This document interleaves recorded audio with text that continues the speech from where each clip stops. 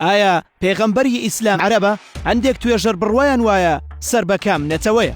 گەرچی لە سەرەتاوە قۆناغی نەتەوایەتی وەک ئێستا نەبووە و لە کۆندا زیاتر وەک ناوی عەشیرەت و هۆز و قەبیلە کار کراوە، بەڵگە بۆ ئەوەش چ لە مێژووی کورد و چ لە نەتەوەکانی چواردەور باسەکان تەنها لە چوارچێوەی عەشیرەت و هۆزدا خولاونەتەوە.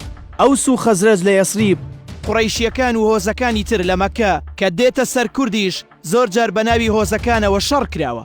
ئەمە سەلمێنەری ئەوەیە کورد و عەرەب لەو ڕوانگەیەوە تا ئاستێکی باڵا لە یەک دەچن کە هێشتا فەزلی عەشیرەت و خێڵ بە باڵاتر لە نەتەوە سیر دەکەن. بەڵام گەر بوترێ لە کۆندا کەس نەتەوەی بۆ گرنگ نەبووە و لە سەردەمی مێژووی پێغەمبەردا کەس باسی نەتەوەی نەکردووە، ئەوە گومانی تێدا نییە کە بەپێی زانیاریەکان دروست دەرناچێت. چونکە بوونی لە قەبی نەتەوە بە پاشگری هەندێک لە یاران و سەحابیەکان ئەو بۆچوونە هەڵدەوەشێنێتەوە. چونکە لە ڕیزی یارانی پێغەمبەری ئیسلامدا ئەم ناوانە هەبووە: سەلمانی فارسی، جابانی کوردی. زۆر جار بە ناوی شوێنەکانیشیانەوە ناویان هەبووە وەک بیلالی حەبەشی. توێژەران بەردەوام لە ناو نەتەوەکاندا کاریان کردووە تا بزانن دەگونجێت هۆکاری ئەوەی شەڕی نەتەوایەتی لەسەر کەسێک بکرێت دەگەڕێتەوە بۆچی. بەشێکی زۆری هۆکارەکە لە ڕووی دەروون ناسیەوە هەوڵدانە بۆ هەستێکی ناوەکی مرۆڤ کە پێی دەڵێن خۆفەرزکردن و خودپەسەندی.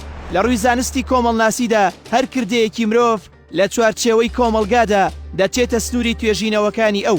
بۆیە بە بۆچوونی ئەو زانستە بەشێکی گەورەی ئەو بەریەککەوتنانە هۆکارەکەی بۆ خودپەسەنی نەتەوەکان دادەنرێت لە چاو نەتەوەکانی تردا. لێرەوە هەستی ناسیۆنالیستی بە تەواوەتی پەرە دەسێنێت و گەر نەخرێتە ژێر کۆنتترۆڵەوە هەموو هەستە ئینسان دۆستیەکان دەبات و دەبێتە هۆکارێک چاو لە زۆر ناڕاستی بپۆشین. ئیسماعیل پێشکچی نووسەری بەڕەگەز تورک یەکێک لەو نووسەرانەیە بە تەواوەتی جڵەوی خۆی لە دەستنەتەوە پەرستی دەرهێناوە و زۆر جار هێرشی تون دەکاتە سەر تورک کە بەڕادەیەک نەتەوەکانی تر ڕەفزی سفر دەکەن لە ناویشیاندا کورد. بێشکچی بە تەنزەوە هەندێک چیرۆک دەگەڕێتەوە لە گەڕانەوەکانیدا بەپێی سەرچاوەکان دەڵێت لە یەکێک لە مزگەوتەکانی تورکیادا دانیشت بووم، ئیمامی مزگەوتەکە وتی هەر کەس تورکی نەزانێت ناچێتە بەهەشتەوە. بێشکچی دەڵێت سەیری پیرەمێردێکم کرد بە کۆڵ دەگریا، لێم پرسی تۆ بۆچی دەگریت مەگەر تورکی نازانی؟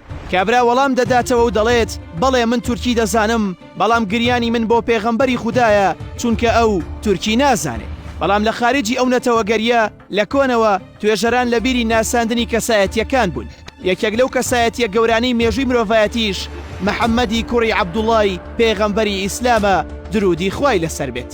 کەسیەتی دیاری کورد لە ساڵی 1911 بە ناوی ئەحمەد ڕامز کوردی وتارێک لەسەر کوردبوونی پێغەمبەر دەنووسێت، نەک لەبەر ئەوەی بە زۆر بیەوێت بیکاتە کورد، بەڵکو ئەو لە توێژینەوەکەیدا دەڵێت ناوەکانی ئیبراهیم و ئیسماعیل ناوێکی عەجەمین نەک عەرەبی. بەڵام لە کۆنەوە ئەو ناوانە نراون لە منداڵەکان و دواتر عەرەبەکان زیاتر تایبەتمەندی خۆیان بەسەر ناوەکاندا سەپاند و ئەسڵی ناوەکانیش لە نەتەوەکانی ترەوەن و ئەوان بەکاریان هێناون تا کردویانن بە ناوی خۆیانەوە.